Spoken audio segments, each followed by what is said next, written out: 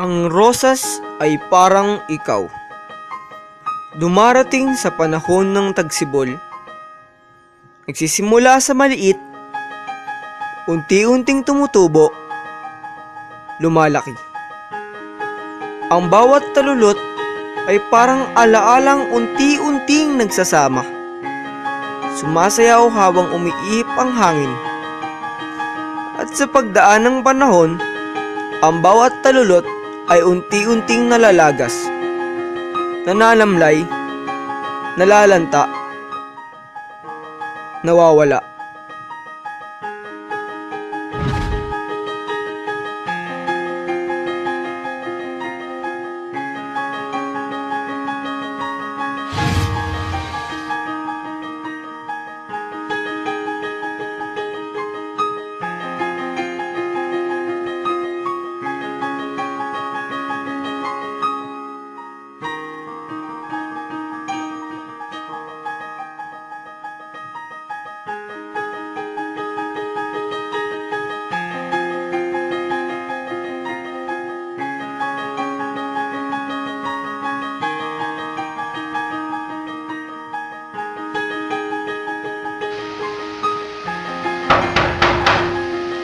Maria Teresa, ikaw ba yan?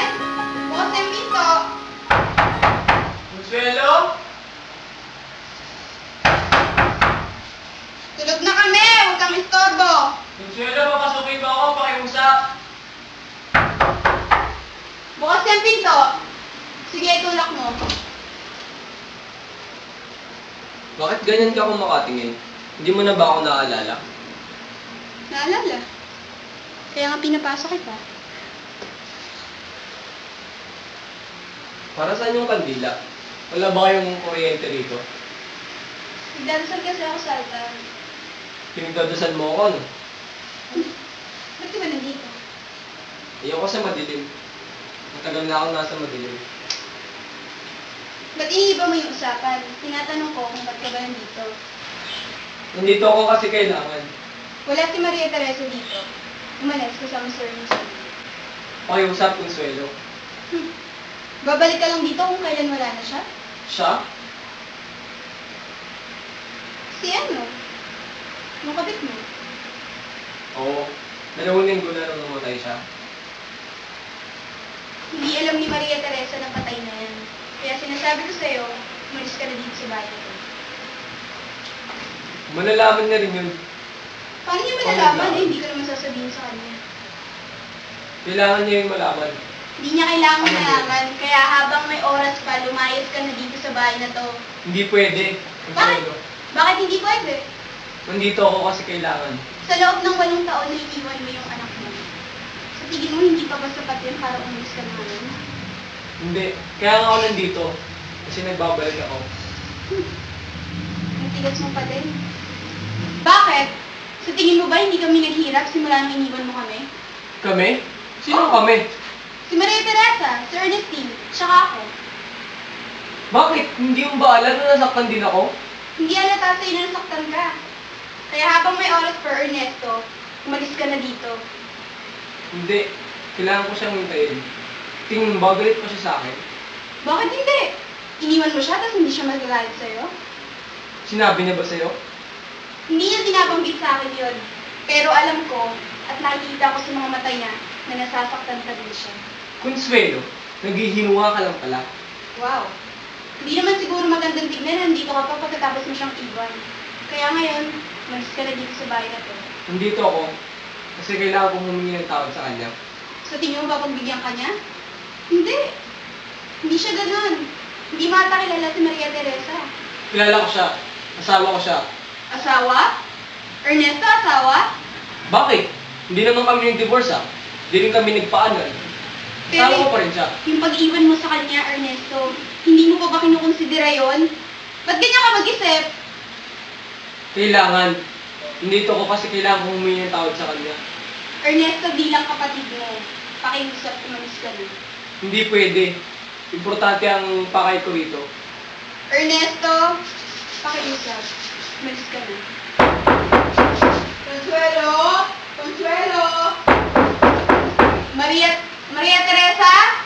Bukas yung pinto. Tia Consuelo! Nandito na po kami! Ang ganda po ng pinanood namin! Consuelo, pati niyo mong nakabukas yung pinto. Hindi ko rin mahanap yung susi ko.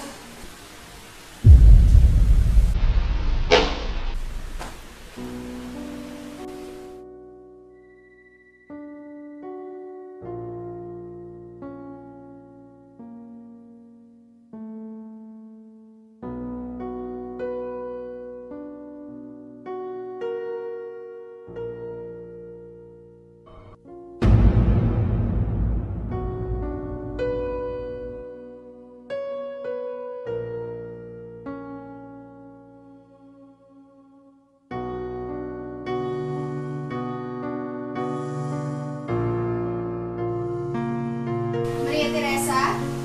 Siya nga pala si Consuelo, patulugin mo na si Ernestine. Lumipas na ang alas 9. Kakarating ko lang. Bakit ka nandito? Kasi kailangan. Ernesto, wag. Consuelo, kailangan niya itong malaman. Maria Teresa, nandito siya para sabihin niya sa'yo, patay na siya. Pero namin ko yung nakakaligtas.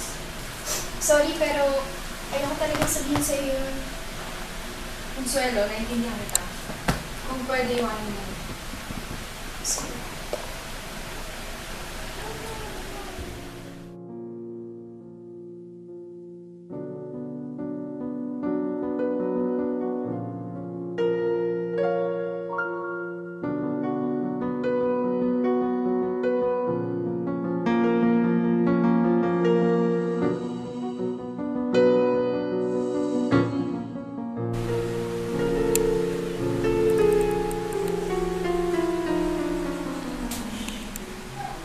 Maria Teresa, alam mo at alam ko na mahal mo pa ako. Mahal pa kita? Naririnig mo ba yung sarili mo? Oo, Maria Teresa. Nakikita ko sa mga mata mo. Mahal mo pa ako. Nagloloko ka ba? Ayaw mo lamang aminin sa iyong sarili. Pero sa iyong pinapakita. Mahal mo pa ako, Maria Teresa. Dati pa yun, hindi na ngayon.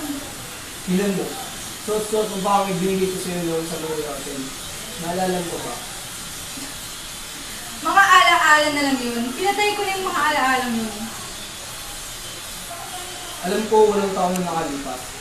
Pero alam ko, na sa puso mo, ay may lugar pa rin ako, Maria Teresa. Ano ka ba naman? Kung ano na naman pinagsasabi mo, hindi totoo yan. Sinasabi ko lang sa iyo, Maria Teresa, iniibig mo pa ako. Alam mo, nakaraan na yan.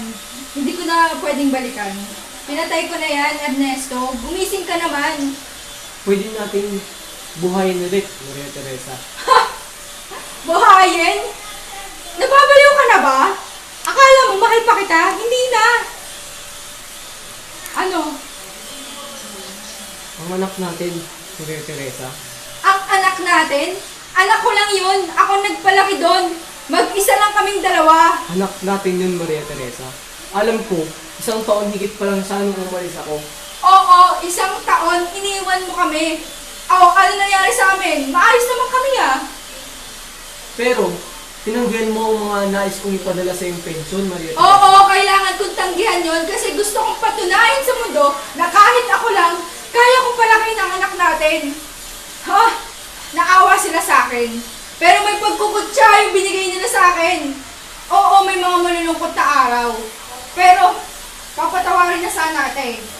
Kaso, nagising ako sa katotohanan, Ernesto. Kaya pakiusap, hindi na ako manghihina kahit nasa harapan pa kita. Pero, alam ko, nung iniwan ko siya, ay naalala niya pa ako, Maria Teresa. Hindi ka niya naaalala. Patay ka na para sa kanya, Ernesto. Ha? Sinabi mo sa kanyang patay na ako? Oo! Kahit sabihin ko sa kanya yung totoo, hindi niya matatanggap yun. Hindi naman natatama yun, Maria Teresa. Anak ko pa rin siya. At kasal pa rin tayo, Maria Teresa. Hindi naman tayo naghiwalay. Sa mata ng batas yun. Pero sa mata ng Diyos, sinira mo na yung pagsasama nating dalawa. Ano ba naman kasi, Ernesto? Dati pa yun! Kaya nga narito ako, Maria Teresa. Nais kong ibalik kung ano ang nawala. Ha? Nawala? May nawala talaga? Sige, ganito na lang. Kung ganoon, kapag hindi niya ako makilala, ay lalayo at mahayaan ko na kayo. Ngunit, kung makikilala niya ako, ay... Maria Teresa? Si Oscar ata yun. Si Oscar? Oo, sabi niya magdadala daw siya ng mga papeles galing sa opisina. Nasa telepono ba siya? Hindi, nandun lang siya sa may labas. Ah, sige, papasukin mo na siya. Consuelo! Mamaya pababayin mo na si Ernestine, ah. Okay. Para saan? Basta pababayin mo na lang siya. Sige.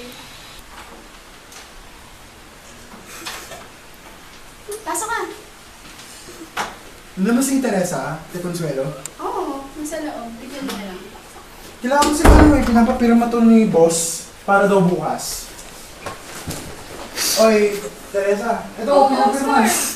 Iinit talaga yung ulo ni boss pag di mo ito pinirmahan. Kailangan mo itong pirmahan bukas. Ay! Sorry, nakalimutan ko sa nagmamadala ko kanina. O kaya nga eh, iinit ng ulo nun, ako nang papagalitan nun. Oh, sino to? May bisita ka pala, gabing-gabi na. Ay! Ako nga pala. Ernesto! Pinakikilala ko si Oscar Daza. Hi, ano ulit? Ernesto. Okay, hi. Ernesto Velasco, pare. Velasco? Kilala mo naman siguro ako. Upo muna tayo. Sige. Sino pala si si Ernestine, Teresa? Ay, pumunta nga pala kami kanina na Ernestine sa show. Oo. Bawag ka na dito mamaya. Natawag ko na kayo Consuelo. Ang oras na pala, alas 9, pasado diba? Oo. Parang 10 oras na lang yung friend, dito ka pa. Eh, ikaw rin pre, 10 oras din ang gano'n, ba't nandito ka pa? Tingin ko naman mas may karapatan ako dahil asawa pa rin ako ni Maria Teresa. Asawa nga ba? 8 taon mo na siyang iniwan. Single ako. Wala siyang kinakasama. Hindi okay lang, walang masama. Asawa pa rin ako. Hindi naman kami nag-divorce. Hindi naman kami nagpaanan. Eh di, asawa pa rin ako ni Maria Teresa. Oy, Teresa? Saan si Ernestine? Pinababa ko na siya. Pinatawag ko sa kanila kayo Consuelo. Tingin ko, dapat tulog na si Ernestine ngayon. Huwag na natin siyang istorbuhin. Hindi kailangan. Hindi, pwede siyang pumunta doon. Hindi pa tulog siya.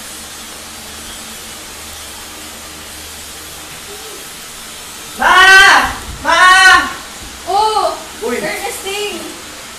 Si Oscar! Si Oscar! Oh, Tito Oscar, Oh, kumusta? Lumabas daw kayo ng nanay mo kanina. bakit di mo ako dinala sa sulong nung linggo? Masyado kasi maraming ginagawa sa opisina eh. Bukas, dadalhin kita sa Razul. Bukas? Totoo? Sige, Sabado naman eh. Oo, Sabado, wala naman kaming pasok eh. Sige. Ano? Doon tayo usap. Sige.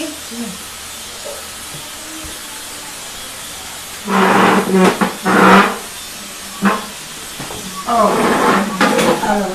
Kumusta yung labas mo kanina, nanay mo? Astig! Yung pang-fourth nung chapter ng... Flash? Oo, yung Flash Gordon. Ang astig. Napatumban na yung 5 kriminal sa isang suntok lang. Okay. Ano pa? Ano pa nangyari? Tapos, tumalon siya galing sa tren papunta dun sa ilog. Noong una nga, kinabahan ako natakot ako, tapos napasigaw pa ako, Tito. Okay. Balita ko may papatulong kang homework ah. Oo nga po eh, tungkol dito sa Saan? may assignment kasi kami, pinapagawa kami ng mapa ng Mindanao. Hindi ko kasi kaya eh. Simple lang kasi yan. Ganyan, diba? Ito yung mapa. Kuha ka ng bond paper. Tapos i-trace mo lang na ganyan. Pagkatapos mo yan, madali lang. Wow, astig! Hindi Oo. ko yun naisip ah. Yan, ganyan. Oh, tingnan mo. Yan, i-trace mo lang ng ganyan. Oh, Ernestine ah. Ganyan lang kasimple ah. Matatapos Tito, na yan. ako na bahala dito. Kailangan ko na din mo eh. Gabi na rin eh. Marami pa akong Dito. gagawin bukas. Ingat po, Tito Oka. Yan na. Okay. Tara, uwi na ako ah. Sige, ingat ka Sige dito. po. Oh, yan. Punta mo yan. Ha? Nandito pa po pala kayo. Ay, Ernestine, pumunta ako dun si Oscar mo ah. Sige po, ma. Dito ka lang ah. Tapusin ko lang. Bilan ko nga pala. Sige, mag-usap na kayo. Nandito pa po pala kayo. Hello po. Nakapunta na po ba kayo dito? Di ba hindi pa? Dati, Ano po pangalan nyo? ilan taon ka na ba? Nakalimutan niyo po yung pangalan nyo? Ako po kasi, minsan, nakakalimutan ko yung mga bagay na gagawin ko eh. Tulad po kanina, pinagdadala po kami sa geography ng composition. May Posisyon. opo, yun, composition. Tungkol po dun sa pangunahing produkto ng Mindanao. Alam mo ba dyan kung saan yung Agusan? Dito po. Hindi ko na po tanda, pero alam ko po, nandito po yun. Anong baitang ka na ba? Grade 5 po. Kayo po, anong grade nyo na? Hindi na kasi ako nag-aaral eh. Ay, ang swerte nyo naman, hindi na kayo nag-aaral. Hindi naman ganun. Tapos na kasi ako mag-aral. Abogado na kasi ako ngayon. Abogado? Sabi po ni Mama, si Papa abogado. Hindi mo na ba naalala yung sa'yo ng bata mo? Hindi na po eh. Kasi matagal na po siyang patay. Sabi ni Mama, car accident daw po. Kahit mukha niya, hindi mo ba naalala? Hindi po eh. Hindi mo ba siya namimiss, anak? Tinawag niyo po akong anak? Si Ernestine po ako. Yung inay mo, gusto mo ba siyang mag-asawa pa? Kasi po matagal nang patay si Papa. Lagi ko pong sinasabi kay Mama, gusto ko pong magkaroon ng isa ulit Papa. Lagi ko nga po siyang pinipilit na magpakasal eh. Kanino naman? Kay Tito Oscar. Kasi po si Tito Oscar, lagi niya akong dinadala sa mga mall, sa theater. Lagi niya nga po akong binibili ng chocolate eh. Tapos, nung minsan, pumunta kami sa Aristocrat, kumain kami ng strawberry. Ang saya nga po eh. Masaya ba kayo kapag lagi niyo kasama si Tio Oscar niyo? Opo, wala pong pagsigan yung kasiyahan namin. Jay, 10 piso! Papakita ko to kay Mama. Hindi, wag na. Ito ka na lang muna. Baka po magduda si Mama. Hindi yun. Isipin niya kung saan ito galing. Kung saan ito galing. Bakit niyo po ako binigyan ito? Siguro dahil meron din akong anak na katulad mo. Anak ka po? Nasaan siya? Basta, Bakit basta? Ma! Paano po yung mapapasalamatan sa pagbibigay niyo sa akin ito? wala. Wag na. Kamayan mo na lang ako. Sige po. Salamat po. Sige, tawagin mo na yung mama mo. Ano nga pong pangalan niyo? Basta, tawagin mo na yung mama mo. Sige po. Ma! Ma! Si Tito Oscar. Umuwi na, anak. Ma! Paano yung sasu? Ano ka ba naman? Susunduin ka niya dito bukas. Umuwi lang siya ngayon. Kailangan niya umuwi, diba? Sige. Basta, sabihin niyo sa kanya yung su Oo. Wait lang. Iniwan na nga pala ni Tia Consuelo ng ice cream. Talaga? Tinira niya ako? Gusto mo? Yay! Opo, gusto ko. Consuelo! Sige po. Ernestine! Tara!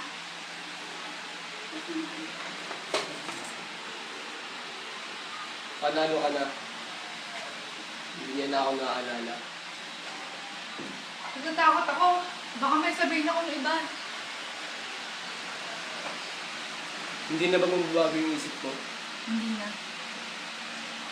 Baka meron pang ibang paraan para alam mo na. Natanggap ko ba ng sustento? Kung para sa akin, hindi na. Kung kay Ernestine, sige. Papayagan kita. Sige. Asikasuhin ko yan bukas kasama ang abogado ko. Sige, ikaw bahala. Salamat, Maria Teresa at Consuelo. Si Consuelo. Consuelo! Pala, baka maging interesado ka.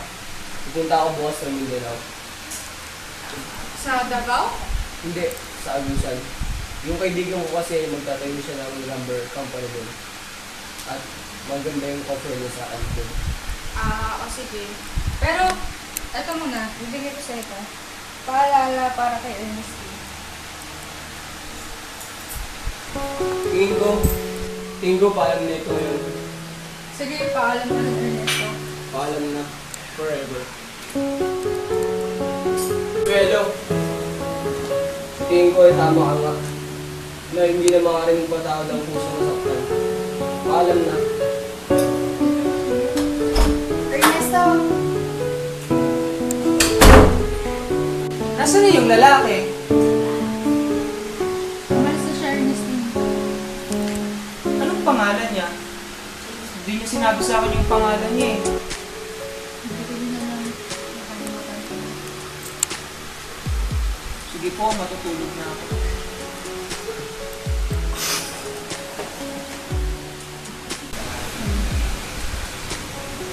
Teresa, wala na siya. Habang buhay. Habang buhay.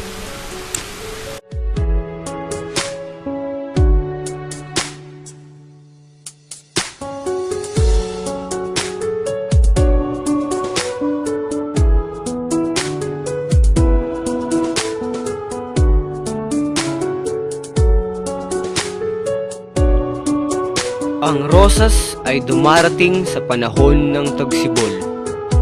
Nagsisimula sa maliit, unti-unting tumutubo, lumalaki. Ang bawat talulot ay parang alaalang unti-unting nagsasama. Sumasayaw habang umiihip ang hangin.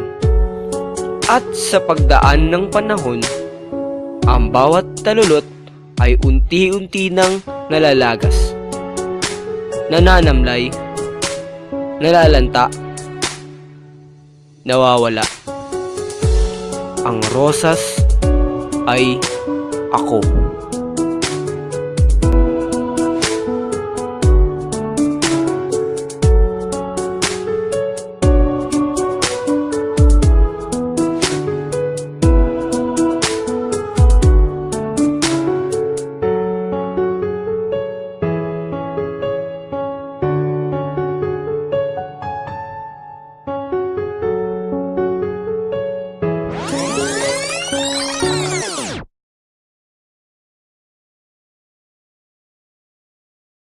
Sabado na!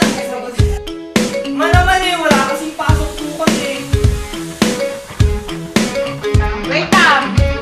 Tatalikod ko! Letting you down easy, but just give it time. If it don't hurt now, just wait a while.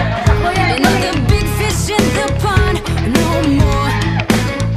You were worth the feeding on, so what you gonna do? Sige pa. Don't open Yaop! Yan, tandaan mo dyan ka sa may ano kahoy. Kahoy. and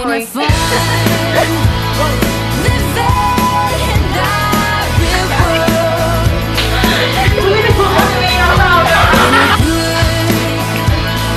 be all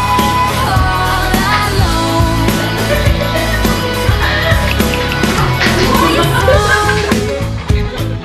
You might be the one who's running things. Well, you can ring it back this bell and get what you want.